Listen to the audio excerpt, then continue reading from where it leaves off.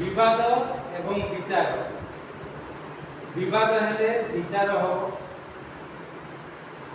आ विचार बसिले विवाद तुटिब किंतु आजिकाली जगत में विवाद तुटिबा बड़ मुश्किल विचार भूलभाल हो जाए जदिबा जगतर दृष्टि रे विवाद तुटिगला किंतु प्रकृत रे विवाद तुटी न था परिवार रे विवाद हुए स्वामी स्त्री भाई भाई सासू बहु बापा पुओ माँ झील एमान मध्य विवाद हुए आ विवादर कारण आम देखिलु ना अंतर्ज्वाला भितर जलिब क्रोध आसब कोप आसब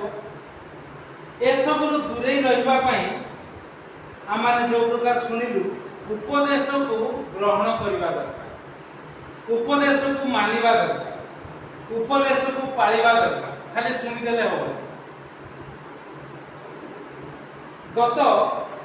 18 तारीख दिन 18 तारीख दिन बोध हुए भावुची आज हूँ हाँ गत 18 तारीख बोधे रविवार होता ठीक कहूँ तो 18 तारीख ना हाँ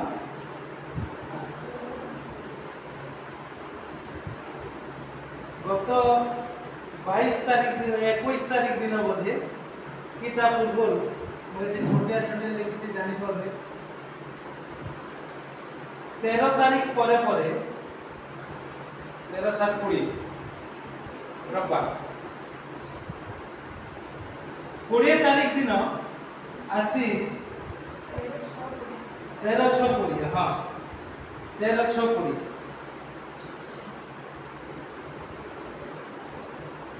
13/6/20 रु 13/6 एवं 20/6 दीटा रविवार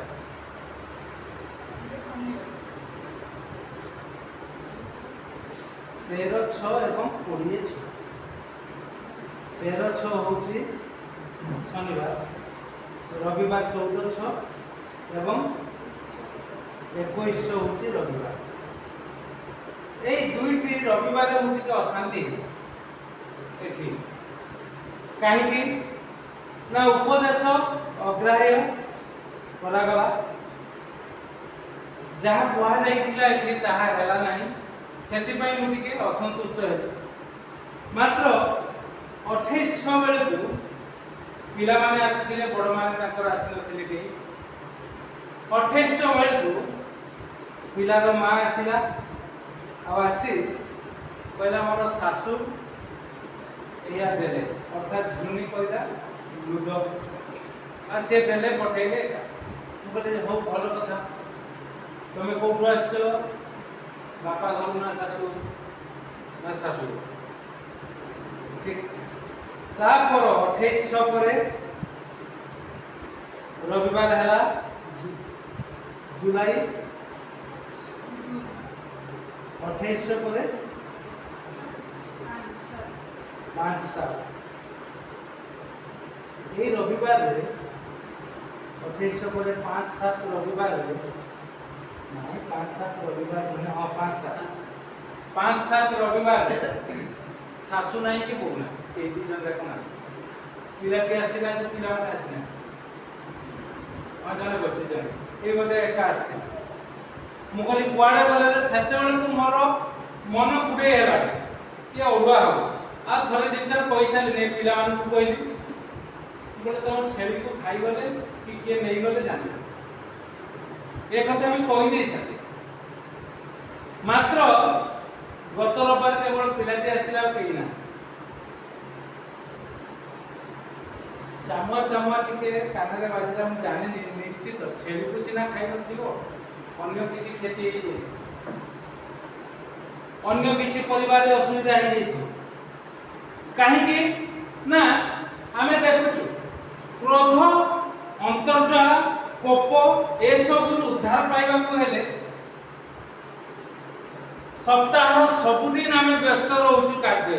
किंतु गोटे दिन आम आसिले प्रभु आमको कथा कहबे नते शैतान आमको मते भल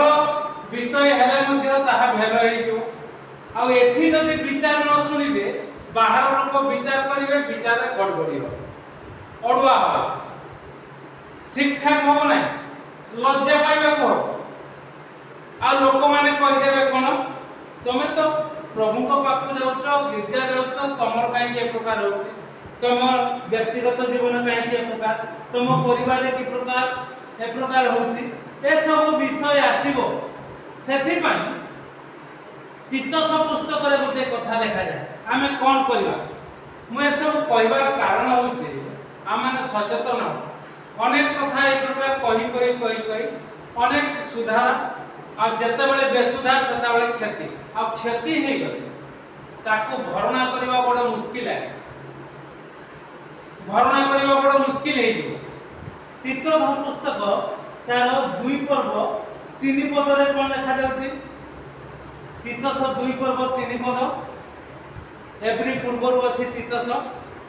तार 2 पर्व 3 पद कोन लिखा जाउछि पुणी वयोधिक स्त्री मानकु सेहि पुणी परकिंता ओ मद्यपान रे आसक्त न होई शुद्धाचार्य हेबा को शिक्षा देबा को अनुरोध करो वयोधिक जो मात्र बयस बेसी बापांकर बयस बेसी मांकर बयस बेसी शाशुंकर बयस बेसी ए बयस बेसी थिबा लोक मानकु से अनुरोध करथि कोन लास्ट रे लिखा जाउछि सुशिक्षा शुद्धाचार शुद्ध आचार करिवो सुशिक्षा कारण बहुत संसार को तुम देखिछ संसार भितर जुझिछ तुम्हें शुद्ध अर्थात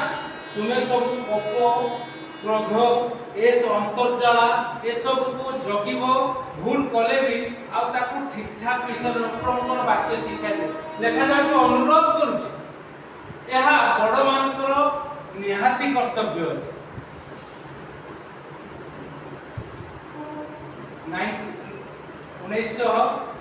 1995 मसीहा मोर विवाह रहला सेही समय मो घरे छाड़ी की मोर स्त्री को जाई आ मु जते बेले आसीबी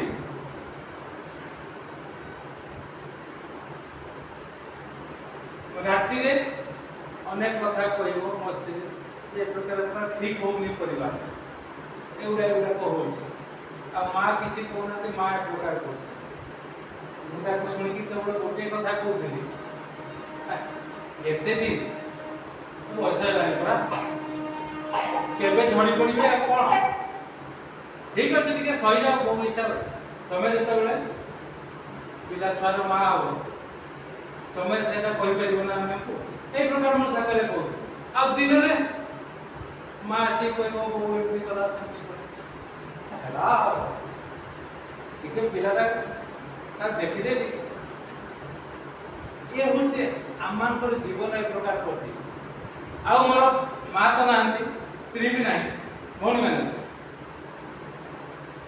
से मैंने सब थे कहीदे कि गली अरे सी जहाँ करू किसी कहना आने भी उल्ट पाल्ट कले कारण कौन से ये छोटा वर्षा छोट थी एका रोची घरे कौन तुम कर न कर तार भूल हो जाओ किसी न कह ये कथा कहीदे गली पुणी दुनिया उपका पड़े कि एक प्रकार आम आम परिवार को गढ़ी जो मैंने अच्छा से संपर्क भल अच्छे कारण कौन ना प्रभुकर वाक्य से मुझे प्रभुकर वाक्य जानी नी आ जानी तो भिन्न उपाय भिन्न कथा कही था एवं परिस्थिति से आमको वाक्य उपदेश चलने हम कारण कौन जानते आज पुस्तक बाहर कर से 4 पर्व 11 पद आम देखुचु जदि उपदेश को ग्रहण न करवा उपदेश प्रभु दियंती ଆଉ ତାକୁ ଯଦି ଆମେ ଗ୍ରହଣ ନ କରିବା ତୁଚ୍ଛ କରିବା ତାହେଲେ ଅଭିଶାପକୁ ନିଜେ ମୁଣ୍ଡେଇବା ଅଭିଶପ୍ତ ହେବା। 4 ପର୍ବ 11 ପଦ ଲେଖା ଯାଉଛି ଏ ନିମନ୍ତେ ଯେଉଁ ଭୂମି ତୁମ ହସ୍ତରୁ ତୁମ ଭାଇର ରକ୍ତ ଗ୍ରହଣାର୍ଥେ ଆପଣା ମୁକ୍ତ କରିଛି ସେଇ ଭୂମିରେ ଏବେ ତୁମେ ଶାପଗ୍ରସ୍ତ ହେବ। ଯଦି ଉପଦେଶ ନ ଶୁଣିବା ମୁଁ ଯଦି ନ ଶୁଣିବି ମୁଁ ଅଭିଶାପ ପାଇବି। ଆପଣମାନେ ଯଦି ନ ଶୁଣିବେ ଆପଣମାନେ ଅଭିଶାପ ପାଇବେ। ଦାଣ୍ଡରେ ଘାଟରେ ଲୋକମାନେ ତୁଚ୍ଛ ତାଚ୍ଛଲ୍ୟ କରିବେ। ପୁଣି ପଢ଼ନ୍ତୁ ସେଇ 4 ପଦଟି ଆଦି ପୁସ୍ତକ 4:4 କ'ଣ ଲେଖା ଯାଉଛି? ଆଉ ଭେଦନ ମଧ୍ୟ ନିଜ ବଳର ପ୍ରଥମରେ ତ କେତେକ ବସ୍ତୁ ଓ ସେମାନଙ୍କ ମେଧ ସ୍ୱର୍ଗ କଲେ ସଦାକାଳ ଭେଦଭାବ ତାଙ୍କର ନୈବେଦ୍ୟକୁ ଗ୍ରାହ୍ୟ କଲେ। ପ୍ରଭୁ ଯେତେବେଳେ ଗ୍ରାହ୍ୟ କରିବେ ଜଣକୁ ଭଲ ପାଉଥିବେ ସେତିକି ବେଳେ ଆପଣଙ୍କର ଈର୍ଷା ହେବ। କିନ୍ତୁ ଆପଣ ଯଦି ଉପଦେଶ ଗ୍ରହଣ କରିବେ ତାହେଲେ ଈର୍ଷା ହେବନି। ହଁ ମୋର କୋଉଠି ଭୁଲ ହେଇଥିବ ପରା, ମୋର କୋଉଠି କମି ହେଇଥିବ ପରା। ସେଥିପାଇଁ ଆମେ କାହିଁକି ବଡ଼ ଲୋକମାନଙ୍କ କଥା କହିଲୁ, ଏବେକା ଲୋକମାନଙ୍କ କଥା କହିଲୁ, ନିଜ ସ୍ତ୍ରୀ କଥା କହିଲୁ କାହିଁକି ନା ଏ ପ୍ରକାର ଆମେ କରି ଆସିଛୁ ବୋଲି। ଆଉ ପ୍ରଭୁଙ୍କ ଦରବାରରେ ସତ କଥା ଗୋଟିଏ ବି ମିଛ ହେବନି। ଆଉ ମିଛ ହେଲେ ତାର ଦଣ୍ଡ ମୁଁ ପାଇବି। ତ ସେଥିପାଇଁ ଆମେ ଅଧିକ ସଯତ୍ନ ହେବା ଯେଉଁ ପ୍ରକାର ଉପଦେଶ ଅଗ୍ରାହ୍ୟ ନ କରୁ। କାରଣ ଲେଖାଯାଉଛି ଯାକୁବ 1 ପର୍ବ 20 ପଦ କ'ଣ ଲେଖାଯାଉଛି? ଯାକୁବ ତାର 1 ପର୍ବ 20 ପଦ ଆମେ ପ୍ରଭୁଙ୍କ ନିକଟକୁ ଆସୁଛୁ। ଯଦି ପ୍ରଭୁଙ୍କ ନିକଟକୁ ଆସି ଯଥାଯଥ ଶୁଦ୍ଧ ଆଚାର ଶୁଦ୍ଧ ବ୍ୟବହାର ନ କରିବା, ସୁଶିକ୍ଷା ଯଦି ନ ଦେଇପାରିବା ଲେଖାଯାଉଛି କ୍ରୋଧ ହେବ। ହଁ କାରଣ ମନୁଷ୍ୟର କ୍ରୋଧ ଈଶ୍ୱରଙ୍କ ଗ୍ରାହ୍ୟ ଧାର୍ମିକତା ସାଧନ କରେ ନାହିଁ। ବାସ୍ ଈଶ୍ୱରଙ୍କର ଗ୍ରାହ୍ୟ ଯେମିତି ହେବନକୁ ଗ୍ରାହ୍ୟ କଲେ ସେମିତି ଗ୍ରାହ୍ୟ ଧାର୍ମିକତା ସାଧନ କରିପାରେ ନାହିଁ। ତେଣୁକରି ଆମକୁ ଅଧିକ ଚିନ୍ତା କରିବାକୁ ହେବ, ଭାବନା କରିବାକୁ ହେବ, ପଦକ୍ଷେପ ନେବାକୁ ହେବ। ଏବଂ ଏଫିସି ପୁସ୍ତକ ତାର 4 ପର୍ବ 26-27 ପଦରେ ଲେଖାଯାଏ ଉପଦେଶ ଗ୍ରହଣ କଲେ ତ ଆପଣମାନେ ଶୁଣିବେ ଜାଣିବେ, ତଦନୁଯାୟୀ ଯେତେବେଳେ ଭୁଲ ହେଇଯାଉଥିବ ସେତେବେଳେ ବାକ୍ୟ କଥା କହିବ। ଏଫିସି 4 ପର୍ବ 26 ପଦରେ କ'ଣ ଲେଖାଯାଉଛି? କ୍ରୋଧ ହେଲେ ପାପ କରନି। ଆଜ୍ଞା ଜଗତରେ ସମସ୍ତେ ପାପ କରିବେ, କ୍ରୋଧ ହେବେ। ଯେମିତି ଏଇ ବାଇବଲରେ ଲେଖାଯାଉଛି କଇନ ହେବନକୁ ମାରିଦେଲା। ଆପଣଙ୍କୁ ସେ ପ୍ରକାର କରିବାନି। ଯଦି ସବୁବେଳେ ଶୁଣୁଥିବା ପ୍ରଭୁଙ୍କର ବାକ୍ୟ ଶୁଣେଇଲେ ବି କଇନ ପାରିଲାନି, କିନ୍ତୁ ପ୍ରଭୁଙ୍କ ଯୀଶୁଙ୍କ ନାମରେ ଯେଉଁମାନେ ଏକତ୍ରିତ ହୁଅନ୍ତି ସେମାନେ ନିଶ୍ଚିତ ଭାବରେ ଏଥିରୁ ମୁକ୍ତି ପାଇଯିବେ। କ୍ରୋଧ ରହିଲେ ଆଉ ପାପ କରିବେ ନାହିଁ, ଅନ୍ତର୍ଦ୍ୱାରା ବଢିବ ନାହିଁ। ତାପରେ ସୂର୍ଯ୍ୟ ଅସ୍ତ ହେବା ପୂର୍ବରୁ କ୍ରୋଧକୁ ପରିତ୍ୟାଗ କରିବେ। ଭୁଲ କରିଦେଇଛି ତ ଝିଅ, ମୋର ମା ଭୁଲ କରିଦେଇଛି ତ, ମୋର ବାପା ଭୁଲ କରିଦେଇଛି ତ, ମୋର ଶାଶୁ ଭୁଲ କରିଦେଇଛି ତ, ଯଦି ଏଇଠି ଶୁଣୁଛୁ ତେବେ ନାଇଁ ଆଜି ବାକ୍ୟ ଶୁଣିଲୁ ପରା। ଆଉ ପ୍ରଭୁ ସେଇ ଅନୁସାରେ ବାକ୍ୟ ଦିଅନ୍ତି। ଏଠି ରବିବାରରେ ଆମେ ଖାଲିଟାରେ ଭଡ଼ ହଉନା, ସେଇ ଅନୁସାରେ ବାକ୍ୟ ଦିଅନ୍ତି। ଅଡୁଆ ତଡୁଆ ହବ ନାହିଁ, ହେଇପାରିବ ନାହିଁ। ସେଥିପାଇଁ ମୁଁ ଲୁଡ଼ୋକୁ କହିଥିଲି ଯଦି ତମର ପଶୁର ଫଳ ଅଛି, ଯଦି ତାକୁ କୌଣସି ମତେ ଛାଡ଼ି ଦେଇ ପାରୁନା, ତମେ ଗୋଟେ ରବିବାର ଆସିବ, ଝୁନି ଗୋଟେ ରବିବାର ଆସିବ, କିନ୍ତୁ ବ୍ୟତିକ୍ରମ। ଆଉ ଯଦି ତୁମେ ମନୋଭାବ ନେଇଥାନ୍ତ ପ୍ରଭୁ ଏ ପ୍ରକାର କରିଥାନ୍ତେ, ନିଶ୍ଚିତ ଭାବରେ ଗୋଟିଏ ଦିନ 2 ଜଣ ବି ଆସିପାରିଥାନ୍ତ। ଆଉ ସେ ପଶୁ ଫଳ ତୁମର ସୁନ୍ଦର ଭାବରେ ରହିପାରିଥାନ୍ତା। କେତେ ସମୟ ଆସୁଛନ୍ତି 10ଟା 10:30 ବେଳେ, ପହଞ୍ଚି ଯାଉଛନ୍ତି 2ଟା ବେଳେ,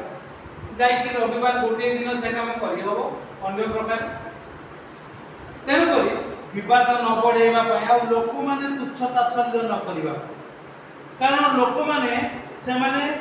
ଟାହିଟାପରା କରିବେ, ଅନେକ କଥା କହିବେ, ଅନେକ ବିଷୟ ହେବ। ସେଥିପାଇଁ ପ୍ରଭୁ କହିଛନ୍ତି ମାଥ୍ୟୁ ତାର 5 ପର୍ବ 25 ପଦ ପଢ଼, କ'ଣ ଲେଖାଯାଉଛି? ବିବାଦ ତ ହେବ, ସବୁଆଡ଼େ ହେବ ବିବାଦ, ଘରେ ହେବ, ଶାଶୁ ବୋହୂ ମଧ୍ୟରେ ହେବ। କିନ୍ତୁ ପ୍ରଭୁ କହୁଛନ୍ତି କ'ଣ? ମାଥ୍ୟୁ ତାର 5 ପର୍ବ 25 ପଦ, ହଁ ଯଦି ବିବାଦ ହେଲା ମିଳନର ଭାବ ଦେଖାଅ। ଆଉ ताको न पढ़िबाको दियो पढ़िबाको देले पढ़ुआ हे न पढ़िबाको दियो प्रभु यीशु निजे कहउछन मिलनर भाव देखाओ नचे कोन हो तुम विचार कर तुमको विचार करता हस्तरे समर्पण तुमे निजे ही हैरान कारागार रे पड़िबो विचार बिगड़ी थिबो विचार आवश्यकता हबनी जदि प्रभुंकर उपदेश प्रभुंकर विचार जदि एठी रविवार सुनिबा घरे आ विचार आवश्यकता हबनी मंडली रे विचार आवश्यकता हो जदि ए वाक्य को सादरे ग्रहण करथुवा तदन जाई पदक्षेप नथुवा तेन करी प्रभु आपनको मते अनुग्रह करतो आशीर्वाद करतो आशुप्रिय माने केवल मैं सासु बहु कथा कहूनी समस्त कर विषय माँ झील हो बापा पुओ हो जेजेमा नाती हो नातुनी हो ए प्रकार भाव में आसु आम वयस्क लोक माने अधिक सतर्क हवा सजग हवा प्रभु को नाम को उन्नत उच्चीकृत करवा आमको कहीं किए थटा टापरा कर आमको कहीं किए देखे ताकि कहब से आम अधिक सचेतन हवा प्रभु को नाम को उन्नत उच्चीकृत करवा एवं जो प्रकार कह जाए आम अधिक तीर्थस्थल जो प्रकार पाउल कहले तीर्थस्थल तुम्हें शुद्धाचारी हो आउ सुशिक्षा दिव आम जब संयम हो पार अख्तियार कर रखी पारिबा क्रोध को कोप को अंतर्ज्वाला को तेबे आम माने शुद्धाचारी हो पारिबा आ सुशिक्षा छोट मान दे पारिबा जो प्रकार आम दउछु आ जद्वारा कि विचार बिगड़ब नहीं शैतान सिंह प्राय गर्दन कर आसी बुलुचे क्या केतबले पकई देव लोक मैंने जिते कटु कथा कहे पुणी अंतर्ज्वाला हो पुणी निजर क्षति करदे निजर बीपी बढ़ो किए किए तो आत्महत्या कर विचार बिगड़ी गला मु ठीक करती सी भूल कला किंतु एक प्रकार कोर्ट रे विचार है ए जगत रे मो प्रति विचार हेबनी भगवान बुझे करके रेल लाइन रे मर सब रखिले निजर एटा कोन से माला तुलसी माला रखिले एठी अनिरुद्ध बेरा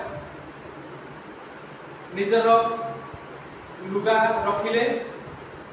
मुंडिया मारिले से जामफुली गछ मूल आउ डेंगे ईस्ट कोस्ट सेते आसुला डेंगे कोन विचार बिगड़ी जाई अर्थात से विचार करथुले कुनकुन ग्रामर अनिरुद्ध बेरा आ विचार जते बिगड़ी गला निजर एकमात्र पुओ अछि झियो अछि दुईटी झियो ज्वाई अछंती आ से एठी रेल लाइन रे जपी जपी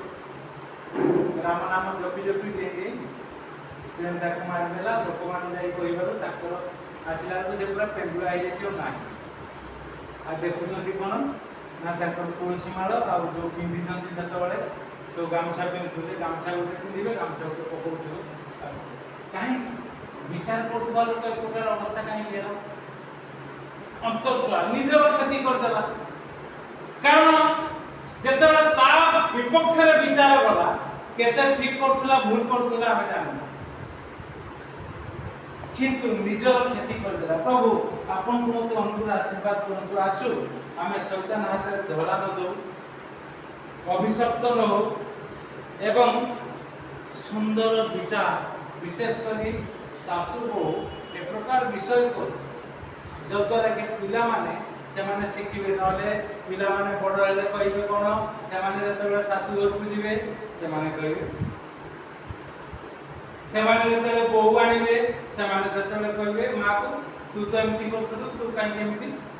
एबे काई कि तू तो बहु को कहू